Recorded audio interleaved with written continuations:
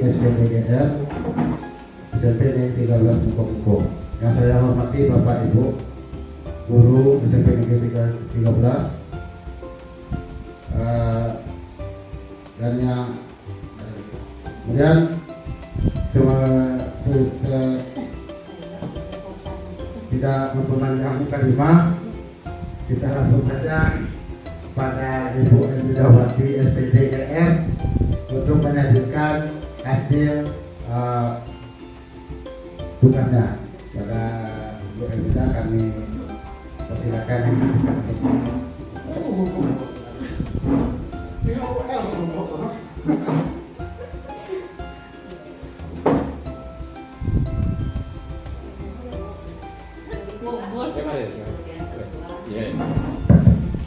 Bismillahirrahmanirrahim. Assalamualaikum warahmatullahi wabarakatuh. Alhamdulillahirabbil alamin. Allahumma shalli ala sayyidina Muhammad wa ala ali sayyidina Muhammad. Bapak Ibu, pertama-tama saya mengucapkan ribuan terima kasih atas kehadiran Bapak Ibu di ruang ini bersama kami dalam mengikuti kegiatan diseminasi sesi berbagi aksi nyata modul 1.4 tentang budaya positif. Jadi, adapun tujuan dari sesi berbagi ini adalah perlu saya ceritakan terlebih dahulu bahwa kami sekarang sedang mengikuti pendidikan guru penggerak angkatan ke-6 Kabupaten Muko dari 3 modul besar yang terbagi menjadi 10 modul. Kami telah menyelesaikan modul 1 yang terdiri dari modul 1.1, 1.2, 1.3 dan 1.4. Nah, pada akhir setiap modul kami mendapatkan tugas, yaitu tugas sesi berbagi. Sesi berbagi ini tujuannya adalah bagaimana cara kami mengimbaskan materi yang sudah kami dapat melalui pendidikan guru penggerak kepada teman sejawat, yang tujuannya agar untuk pendidikan itu merata di semua lini. Jadi meskipun ada guru yang tidak mengikuti pendidikan guru penggerak, maka melalui kegiatan pengimbasan ini diharapkan terjadi pemerataan pengetahuan di antara kita semua, sehingga apa yang dicita-citakan oleh negara kita itu akan terwujud. Baik, sebelum saya mulai paparan saya ini, terlebih dahulu saya ingin mengucapkan selamat datang Bapak Ibu guru hebat. Mari bekerja sama, belajar bersama, berkolaborasi, saling mendukung demi mewujudkan disiplin positif di sekolah kita tercinta. Baik, kita mulai paparannya. Jadi konsep utama modul ini adalah tentang budaya positif. Sebelum saya mulai, keywordnya adalah budaya positif. Jadi ada 2 kata, budaya dan positif. Seperti kita ketahui bahwa budaya itu adalah semacam kebiasaan-kebiasaan ataupun karakter-karakter ataupun semacam apa yang terjadi atau fenomena yang terjadi.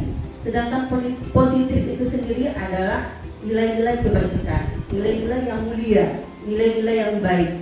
Jadi kita samakan frekuensi bahwa kita sekarang berusaha membuat kebiasaan-kebiasaan positif baik dari diri kita sendiri ataupun di lingkungan sekolah kita. Jadi kita satukan frekuensi kita sekarang tentang kebiasaan-kebiasaan, nilai-nilai kebaikan. Ada 7 yang akan dibahas di konsep ini. Yang pertama adalah kita mulai dari merubah paradigma.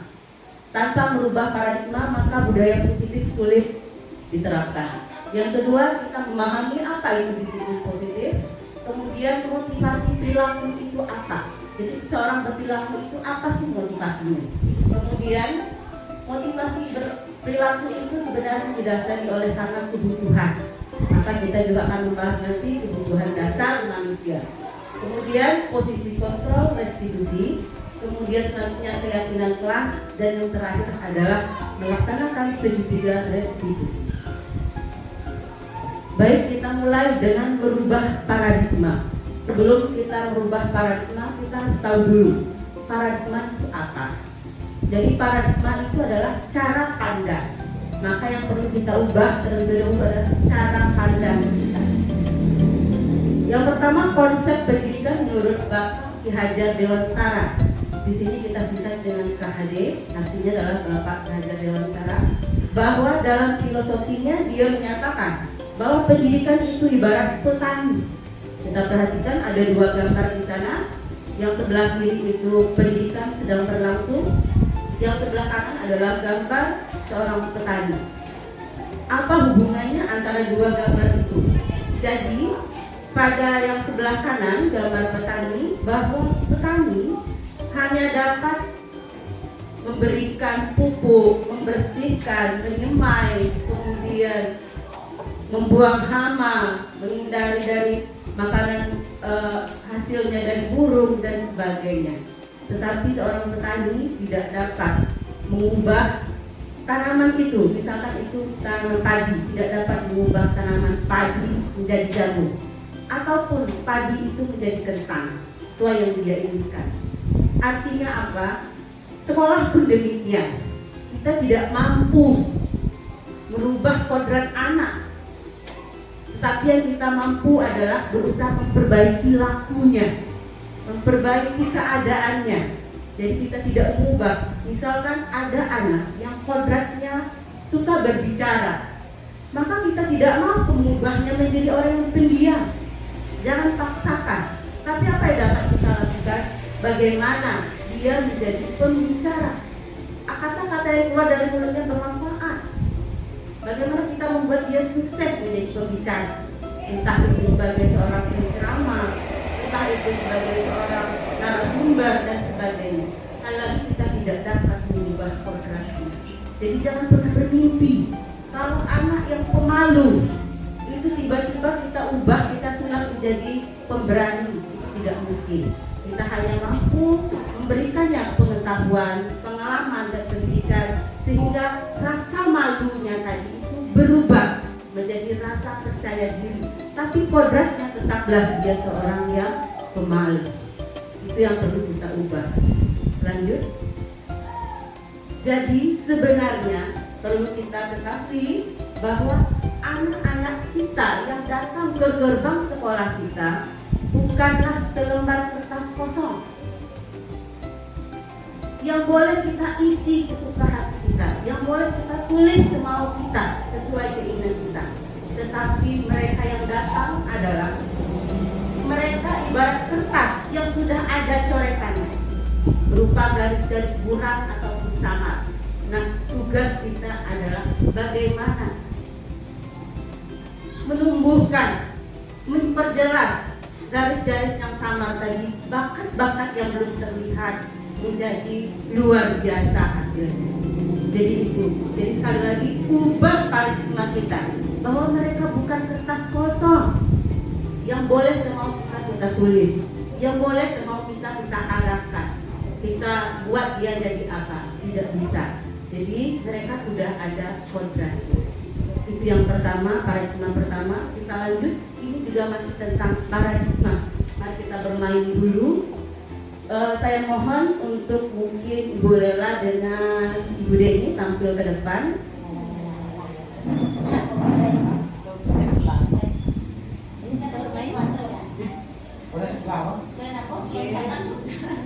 Oke, silakan. Mungkin yang paling berguna atau bermanfaat oleh Ibu Deni dan Bu Lela itu apa?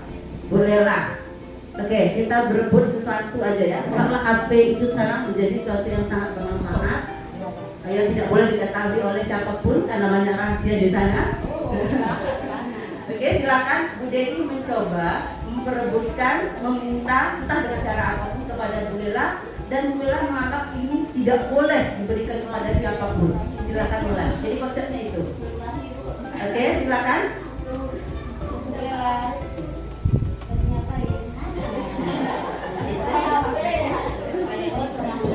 Yang kepo. Ini apa itu? Kita viral kan? Boleh dong, kita sama-sama. Ini rahasia. Rahasia. Atau kita selfie bersama dulu. Nanti aku udah sekarang. Gimana lagi istirahat? Kita selfie lah berdua dulu.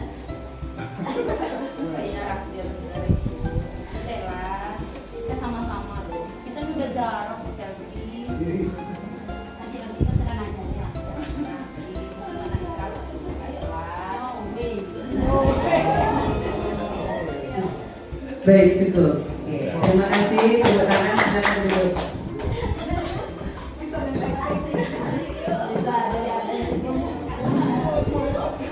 Ya, jadi itu analogi yang kedua, bahwa apa perasaan dia sendiri dengan saudara. Jadi sesuatu yang kita tidak bisa memaksakan, apa yang tidak ingin siswa lakukan. Itu tadi contohnya.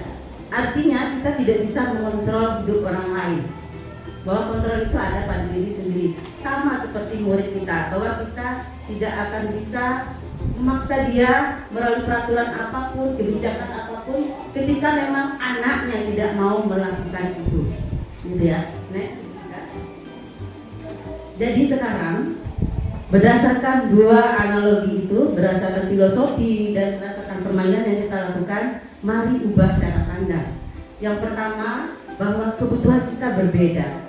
Jadi setiap siswa, setiap guru, setiap teman kita yang datang ke sekolah ini adalah dengan kebutuhan berbeda. Ketika kebutuhan berbeda, maka harapan kita pun berbeda. Yang kedua, setiap orang memiliki gambaran yang berbeda. Seperti permainan tadi, Ibu Lela menganggap HP-nya itu penting, tidak boleh diketahui oleh siapapun. Itu gambarannya. Sementara bagi Ibu Dendi mungkin HP itu bisa saja berkolaborasi makainya. Nah, ada dua orang saja berbeda. Bayangkan kalau kita mempunyai 500-an murid yang ada di SMP Negeri 13 buku ini. Kemudian kita berusaha mencoba memahami pandangan orang lain.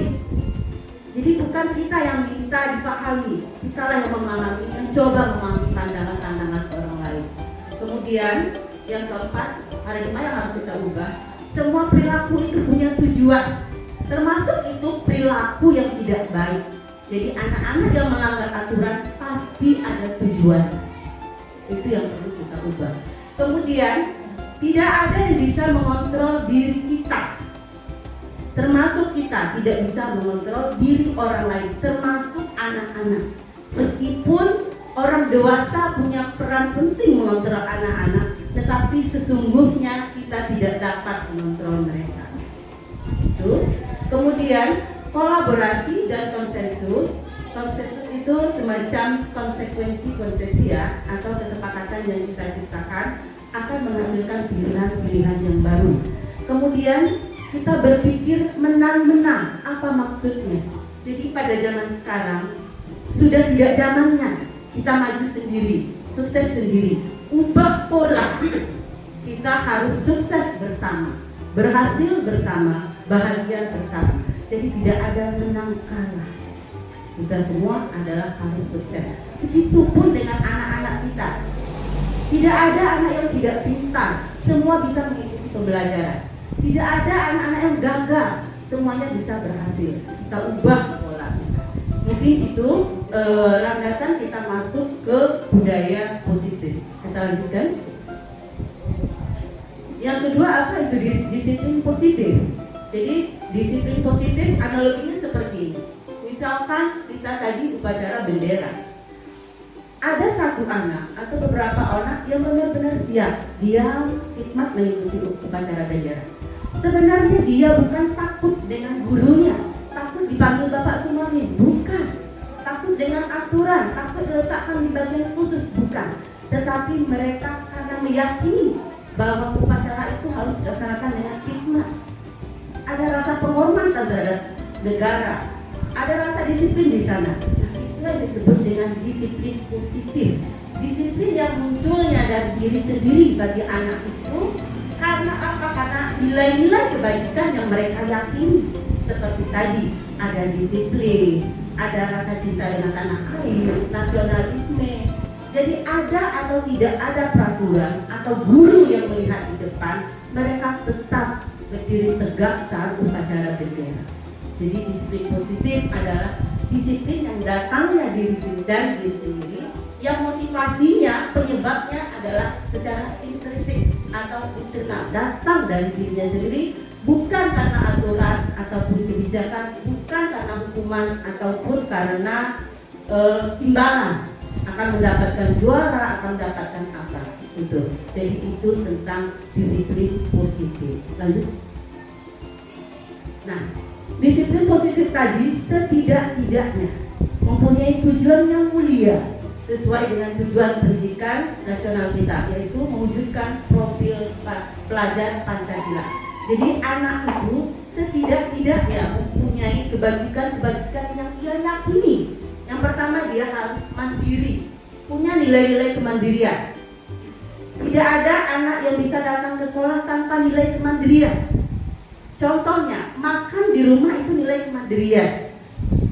Pergi ke sekolah itu nilai kemandirian. Apalagi mereka sudah duduk di kelas, itu sudah mempunyai nilai kemandirian. Artinya mereka mampu datang ke sekolah. Kemudian beriman dan bertakwa kepada Tuhan Yang Maha Esa, nilai religius.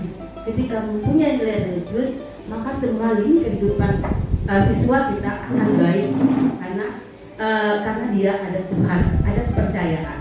Kemudian berbineka global.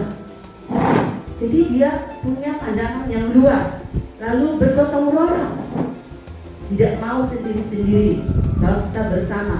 Kemudian dia sosok yang kreatif dan bernalar kritis. Itu yang diharapkan, nilai-nilai kebajikan yang benar-benar tertanam kepada siswa kita.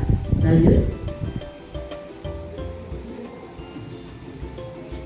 Jadi dalam disiplin positif tadi yang kita bahas di depan, bahwa perilaku manusia itu, perilaku murid kita itu ada 3 faktor yang melatar belakangnya.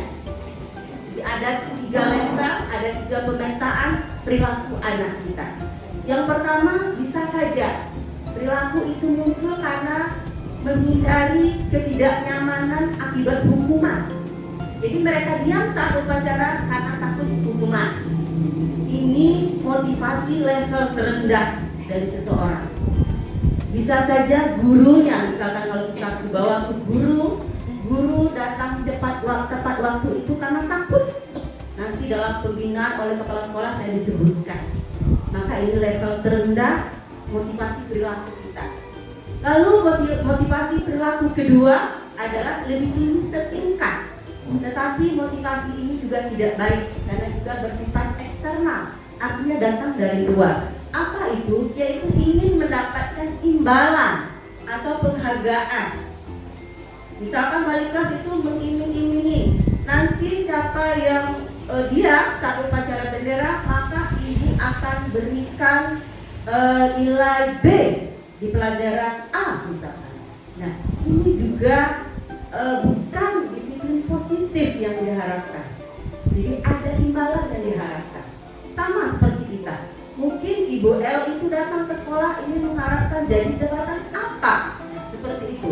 Jadi ini belum mencapai motivasi yang bersifat eksternal. Jadi ini juga di luar harapan kita.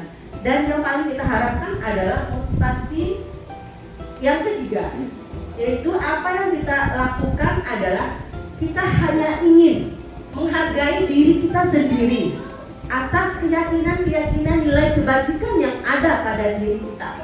Jadi ada atau tidak ada hukuman, ada atau tidak ada orang memberikan imbalan atau penghargaan, kita tetap berjalan sesuai dengan kodratnya, yaitu sesuai keyakinan kita bahwa kita adalah orang yang saling menghormati, berusaha disiplin, berusaha bertanggung jawab, berusaha berkinerja baik. Nah, itu yang diharapkan. Jadi ada atau tidak ada peraturan, imbalan atau penghargaan, kita tetap berperilaku sesuai dengan keyakinan kita. Gitu. Kita lanjut. Baik. Jadi dari ketiga motivasi tadi, dalam prakteknya ada hukuman yang disebut dengan hukuman, ada pula konsekuensi, ada pula restitusi. Jadi dalam instansi itu ketiga hal itu terjadi, termasuk di sekolah. Hukuman itu bersifat tiba-tiba, dia tidak terencana. Jadi bisa saja dia bersifat fisik, hukuman fisik, non fisik ataupun verbal dan non verbal. Kemudian konsekuensi itu adalah sesuatu yang sudah terencana. Jadi si A melakukan kesalahan ini, maka ada konsekuensinya. Misalkan anak kita tidak membuat PR hari ini, maka konsekuensi yang sudah kita sepakati, misalkan lari mengelilingi lapangan 3 kali. Nah, itu termasuk konsekuensi sudah disepakati sebelumnya. Kemudian yang paling baik adalah pada proses restitusi, yaitu proses menciptakan kondisi bagi murid untuk memperbaiki kesalahan mereka, sehingga mereka bisa kembali kepada kelompok mereka dengan karakter yang lebih kuat. Apa maksudnya?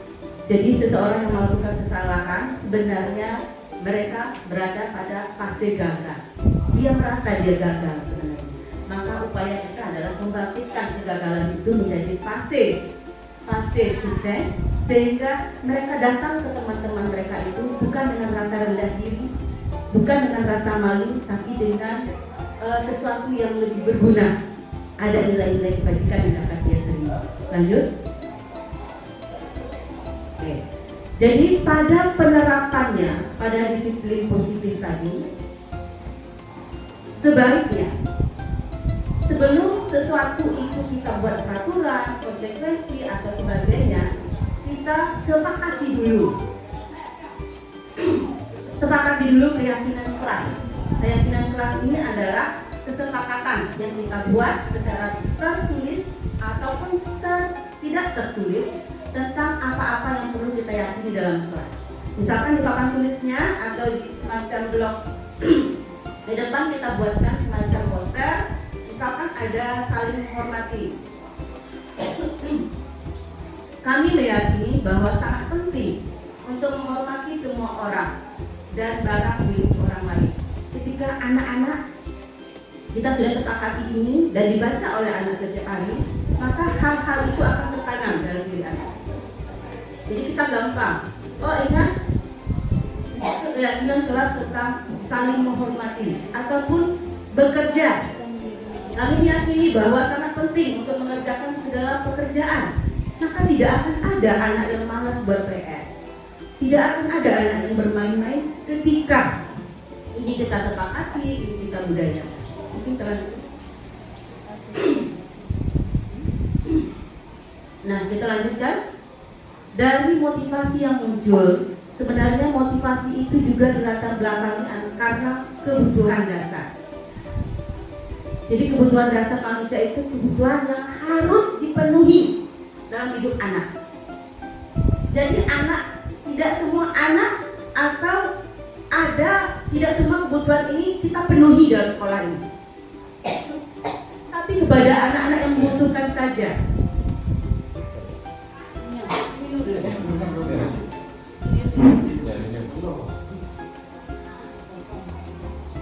Maksud saya seperti ini. Jadi ketika anak datang ke sini, mungkin di rumah, dalam lingkungannya ada salah satu kebutuhan yang tidak terpenuhi, maka dia berusaha mencari pemenuhan di sekolah. Nah, kita harus tahu itu apa yang kurang dari anak itu. Misalkan kita melihat anak-anak itu suka berkelahi. Anak-anak suka berkelahi. Sebenarnya dia sedang memenuhi kebutuhannya. Kebutuhan yang mana? Mungkin rasa kasih sayang atau penguasaan. Mungkin di rumah dia tidak mendapatkan, karena setiap kita punya peran, kita perlu berkuasa suatu saat, gitu ya. Mungkin di rumah tidak dia dapati. Mungkin dia selalu ditekan, selalu dimarah, maka dia tidak punya datang ke sekolah ini, nggak ada satu yang kurang dari kebutuhan dasar. Maka dia mencari, berbuat tadi yang macam-macam. Misalkan lagi, saat belajar semuanya bermain, sukanya bermain, berarti ada kebutuhan kesenangan yang tidak terpenuhi dari rumah. Nah, inilah upaya kita memenuhi. Bagaimana kita memenuhinya? Mungkin mengubah metode belajar menjadi membawa permainan atau game dalam permainan.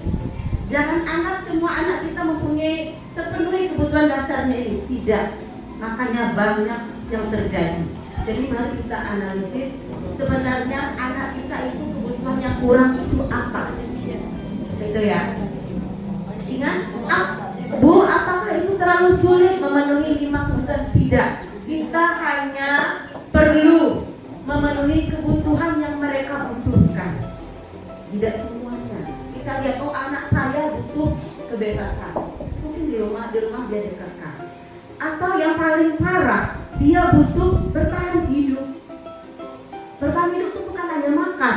Mungkin anak kita semuanya makan, tapi mungkin dari segi pakaian, mungkin mereka tidak tercukupi. Maka ini perlu kita butuhkan. Mungkin alat-alat pembelajarannya tidak ada, makanya sering terjadi kemalingan pena. Itu tadi, ada kebutuhan yang tertinggal, yang tidak terpenuhi, dan mereka berusaha memenuhi karena dasar itu wajib hukumnya. Itu ya. Lanjut. Jadi dalam perilaku atau pelanggaran-pelanggaran yang dilakukan oleh murid tadi berdasarkan kebutuhannya, berdasarkan motivasinya, sekarang kita menyelesaikan permasalahan. Nah, posisi kontrol guru ada 5 posisi.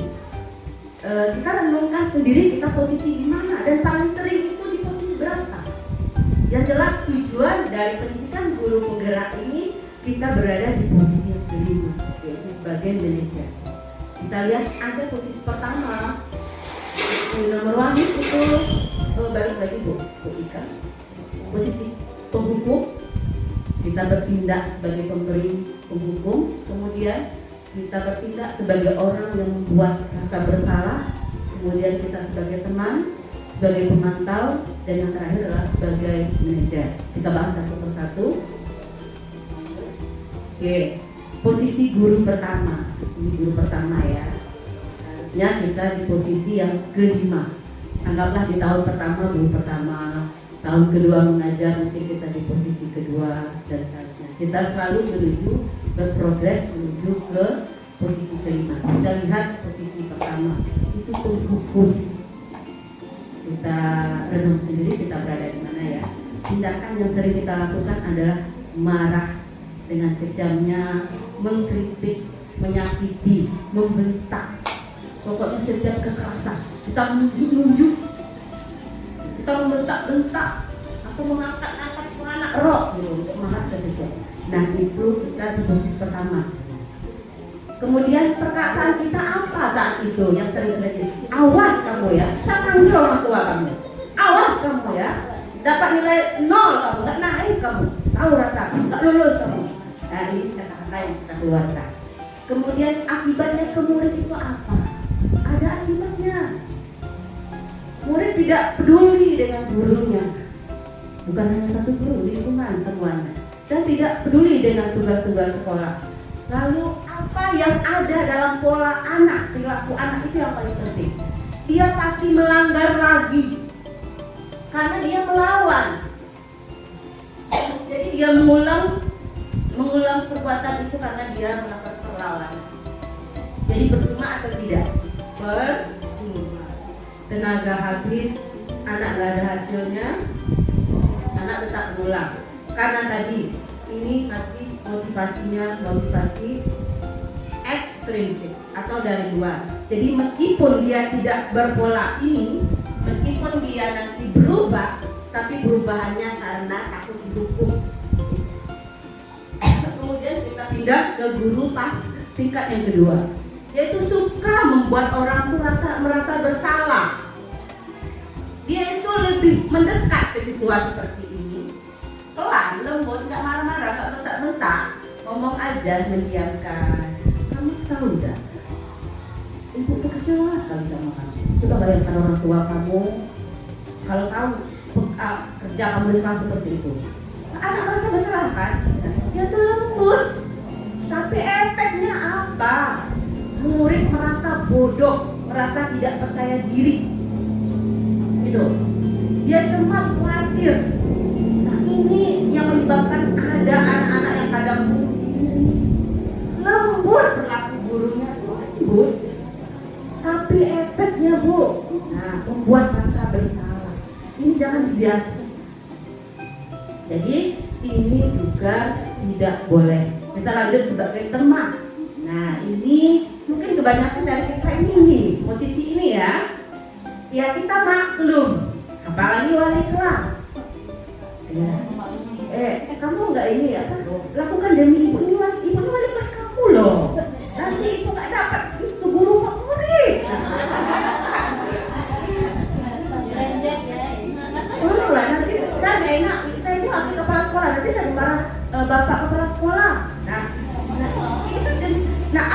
terjadi. Mungkin anak itu berubah, tapi untuk jangka pendek. Dia bergantung ke kita saja. Ketika bukan kita yang datang, maka perilakunya tidak menunjukkan disiplin positif. Jadi ini hati-hati, ya. Bedakan kita guru dan teman. Ini betul-betul ada ibu tuh bunyi sepatunya kotak-kotak, anak itu masih diam. Makanya ketika kita rapat, oh dengan saya anak itu nakal. Oh kalau dengan saya enggak. Mereka sangat baik, nurut. Ini sebenarnya yang fenomenal yang terjadi. Makanya kita heboh kalau rapat, heboh. Di saya enggak, dia baik. Saya enggak pernah bertugas. Nah itu ya Bapak Ibu ya. Jadi hati-hati karena dia bergantung pada seorang guru. Kita lihat yang guru keempat yaitu pengawas. Nah ini banyak juga. Mungkin saya ini berada di pengawas kayaknya. Jadi kita itu nanya aja, kenapa kamu datang terlambat? Ini Bu, ban motor saya kempes. Oke, kamu tahu poin keberapa terlambat? Tahu Bu. Berapa poinnya? 5 catat. Selesai, silakan masuk ke kelas. Jadi tidak ada apa-apa dengan anak, gitu ya. Jadi ganjarannya kalau dengan bapak itu cepat selesainya. Jadi satu menonjolkan guru, satu orang yang ditonjolkan. Jadi dia itu hanya senang pada guru itu. Nah itu efeknya. Ini juga tidak baik. Karena tujuan pendidikan itu jangka panjang, bukan hanya saat itu. Gitu. Jadi ubah pola kita. Nah yang paling kita harapkan di diri kita, termasuk saya sendiri adalah di posisi manajer. Bagaimana sebenarnya posisi manajer? Jadi ketika ada anak yang melakukan kesalahan, panggillah dia, kemudian tanyakan sebenarnya apa yang terjadi. Biarkan mereka bercerita. Setelah dia bercerita, kemudian kita tanyakan apa yang ingin dia perbaiki dari kesalahan itu. Biarkan dia membuat perjanjian sendiri dalam dirinya. Kemudian harapannya apa? Kemudian apa nilai-nilai kebajikan atau keyakinan kelas yang mereka ada dalam pikiran dan hatinya. Nah, jadi perubahan nanti yang muncul itu benar-benar dari hati beliau, sehingga kita namakan itu motivasi intrinsik dan dalam. Jadi ketika kita terbiasa dengan posisi manajer, credit point tidak kita perlukan, itu hanya sebagai persyaratan sebuah instansi. Kemudian peraturan hanya sebagai persyaratan. Kemudian kita juga nyaman dan enak, sehingga muncul sekolah yang well trained, yaitu nyaman dan aman untuk berkembangnya bakat dan minat siswa kita. Lanjut. Jadi posisi manajer tadi dapat kita lakukan melalui langkah-langkah yang disebut dengan segitiga restitusi. Yang pertama langkah-langkahnya adalah menstabilkan identitas yang paling bawah ya Bapak Ibu ya. Jadi saya sampaikan bahwa anak yang sedang bermasalah adalah dia merasa di fase gagal. Maka kita upayakan berubah rasa gagal menjadi sukses. Bagaimana caranya? Kita boleh saja mengatakan, coba ceritakan masalahnya, kemudian saya ceritakan, ibu mengerti kenapa kamu berbuat seperti itu. Ibu paham.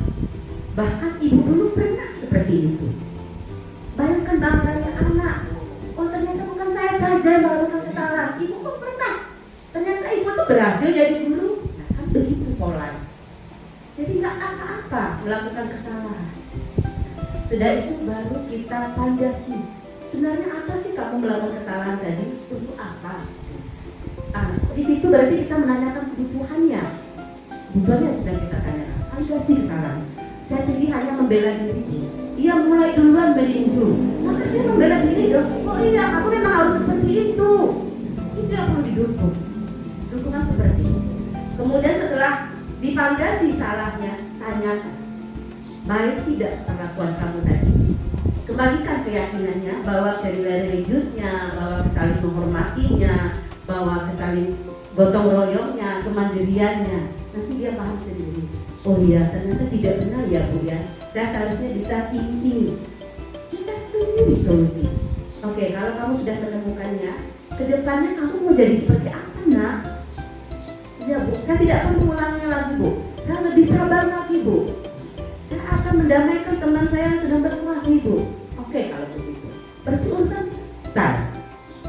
Ya, dengan begitu. Jadi ada pola-pola berpikir. Berikan kesempatan kepada anak berpikir, berikan dia mengolah informasi, mengolah keyakinannya, sehingga dia menyimpulkan bahwa saya ini menjadi seperti ini. Baik Bapak Ibu, itu sajian saya hari ini. Saya mengucapkan ribuan terima kasih. Nah, akhiri, oh ya, ini pengalaman-pengalaman yang pernah diterapkan. Sebenarnya banyak pengalamannya, cuma tidak serta karena dibuat dalam waktu tergesa-gesa. Oke, ya sudah, thank you. Baik, terima kasih. Assalamualaikum warahmatullahi wabarakatuh. Mungkin kalau ada yang mau bertanya atau memberikan pendapat, silakan. Kami berikan waktu dan kesempatan, silakan. Mungkin Pak Edi, kita tunggu dari yang tua dulu. Masuk lagi. Tanya Pak. Tanya dong. Pada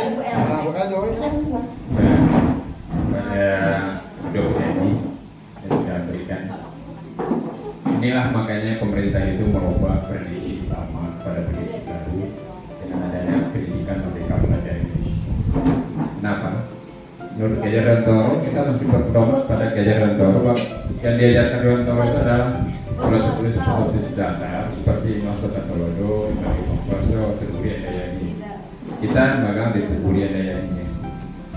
Mungkin selama ini kita terlupa. Saya pernah baca buku. Kalau kita tahu bahwa kita sebagai seorang guru itu fungsi persentase kita itu mengajar dan mendidik. Untuk tingkat SD itu 75 pendidiknya, 25% hanya mengajar. Untuk SMP ini 50-50, jadi 50-50. Jadi kalau selama ini kita hanya mengajar, makanya kelakuan anak itu sangat meningkat ya. Karena kita hanya mengajarkan dan transfer ilmu pada anak, sementara apa yang disarankan oleh Ki Hajar Dewantara kita untuk membaik tadi ada yang dari dalam ya kan, minat itu sendiri. Kalau kita tidak termotivasi, kita tidak akan bisa.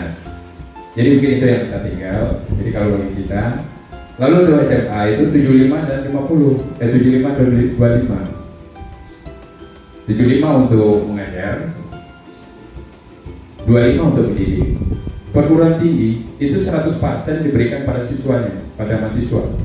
Maka perguruan tinggi mau masuk atau tidak, terserah. Orang tua tidak bisa ikut campur dalam urusan perguruan tinggi tentang urusan siswa dari urusan mahasiswa dengan dosen. Tidak ada. Nah, inilah bedanya. Jadi dalam hal ini maka pemerintah kembali menggali, mungkin karena kita sudah lupa dan sebagainya, bahwa kita berada di posisi mana dari alat pendidik itu. Nah sekarang posisi kita adalah di posisi SMP, berarti kita 50-50 posisi kita. Insya Allah mudah-mudahan kalau kita kembali paling dapat 40-60, kita tidak perlu mengajar aja di dalam kelas itu, kita cerita, kita bantu menumbuhkan motivasi siswa ini. Saya yakin anak-anak kita ini seperti yang diharapkan oleh pemerintah, dia menjadi orang yang baik dan menjadi orang sukses. Lalu berikutnya, kita harus memanusiakan manusia. Itu yang kedua. Untuk memanusiakan manusia ini sangat susah. Karena manusia ini bukan benda mati yang kita bisa bin hari ini tidak ada, kita buat jadi ada. Manusia adalah mengalami suatu proses. Di SMP itu prosesnya 3 tahun. Selama itulah kita mendidik dan mengajar anak kita sesuai dengan kebutuhan dasarnya tadi. Karena anak itu tidak semua kebutuhannya bisa dipenuhi di rumah seperti ini. Ini sangat bagus ya. Lalu berikutnya berhubungan dengan yang kita harapkan adalah posisi kita sebagai manajer di dalam dunia pendidikan. Nah, dalam hal ini pada Bapak Ibu yang sudah mengikuti guru mereka ya kan? Mereka belajar. Ini guru penggerak. Hari diteruskan dan ini adalah sangat membantu kita. Pertama kali adalah memanusiakan kita sebagai manusia guru yang selama ini kita pernah melakukan salah, untuk menghilangi kesalahan itu kepada siswa-siswa yang sudah kita lakukan selama ini. Untuk kedepannya kita berusaha mengurangi kesalahan itu. Itu saja harapan dari kami. Mudah-mudahan apa yang kami sampaikan ini bisa bermanfaat bagi kita, terutama masukan bagi penyanyi, yaitu memanusiakan manusia mulai dari kita dan siswa kita. Itu aja. Sekian, terima kasih. Wassalamualaikum warahmatullahi wabarakatuh. Waalaikumsalam.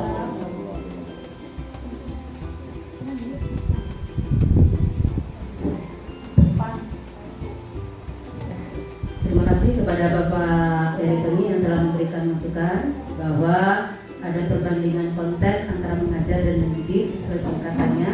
Di SD itu 2550, SMP 50, kemudian SMA 7525 dan mahasiswa lain lagi. Jadi itu memang benar. Kami mengucapkan terima kasih atas keterlewatan kami, dan memang Bapak KHD itu adalah tujuannya adalah membuat manusia, memanusiakan manusia. Itulah tadi kita sampaikan bahwa demi kebahagiaan dan keselamatan dunia dan akhirat. Artinya sebagai kita berguna selain sebagai diri sendiri juga bagi orang lain, terutama di sekolah kita. Kemudian kami juga mengucapkan ribuan terima kasih kepada Pak Wahyu, dari saya dan Pak Wahyu khususnya kepada Bapak Eri yang telah membersamai kami, memberikan dukungan kami. Benar kata Bapak, kita mulai dari diri sendiri untuk melakukan perubahan. Kita manusiakan dulu kita manusiakan diri kita sendiri dulu. Itulah konsepnya, yaitu di grup penggerak itu bergerak, artinya mulai tergerak dengan diri sendiri, tergerak dengan kemauan sendiri, dengan kemandirian sendiri, keinginan sendiri, lalu bergerak dan menggerakkan, mengajak teman lain bergerak. Mungkin selesai ya Pak Wali ya. Baik Bapak Ibu, kita akhiri sesi berbagi ini dengan mengucapkan lafaz hamdalah. Baik, kita tutup acara sesi berbagi ini dengan bersama-sama mengucapkan Assalamualaikum warahmatullahi wabarakatuh. Kita lanjutkan dengan sesi foto bersama. Ini dulu Pak. Kita foto.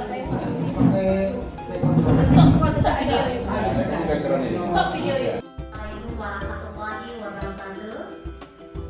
Terima kasih atas kesempatannya. Perkenalkan, nama saya Lena Hartati, SPDI. Saya mengajar mata pelajaran pendidikan agama Islam, dan kebetulan saya temannya dari Ibu Elmi Dawati, SPDI. Melihat atau mengikuti menyimak hasil paparan tadi, bahwasannya beberapa kesimpulan yang akan saya perbaiki untuk khusus kepada peserta didik. Yang pertama, selama ini mungkin posisi saya masih di tahap suka menghukum siswa, memberi sanksi, belajar demi lebih baik lagi, berproses lebih baik lagi untuk menuju tahap kedua, 3, 4 hingga endingnya ke tahap kelima, yaitu manajer, sehingga menghasilkan siswa bisa sebagai generasi akan datang yang lebih berhasil bagi nusa bangsa dan negara. Demikian, terima kasih. Assalamualaikum warahmatullahi wabarakatuh.